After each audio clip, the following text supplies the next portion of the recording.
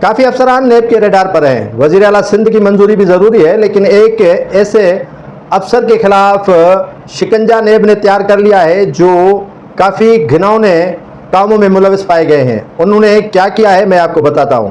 Home secretary ہے اقبال میمن صاحب، جن کے ارد گرد گھیرا جو ہے وہ تنگ کیا گیا ہے نیب کی جانب سے۔ 24 جون کو ان کو طلب کیا گیا ہے، ایک نوٹس جاری کیا گیا ہے۔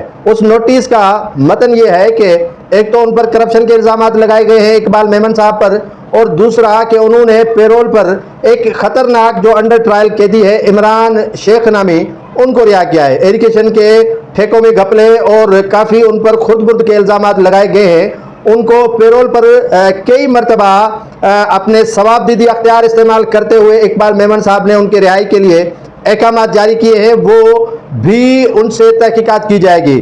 اقبال میمن کو 24 تاریخ کو اپنے جوابات کے ساتھ نیب کے جو ریجنل آفس ہے کراچی میں، وہاں طلب کیا گیا ہے اور ان سے پوچھ گچھ کی جائے گی۔ کرپشن تو سائڈ پر رکھ لیں، لیکن خطرناک قیدیوں کے ساتھ بھی ساز بازی کرنے سے یہ افسران اور بیوروکریٹس باز نہیں آتے ہیں، جن پر ان کو نیب نے اپنے ریڈار پہ رکھا ہے اور ان کو طلب کرنے کے لیے نوٹسز جاری کیے گئے ہیں۔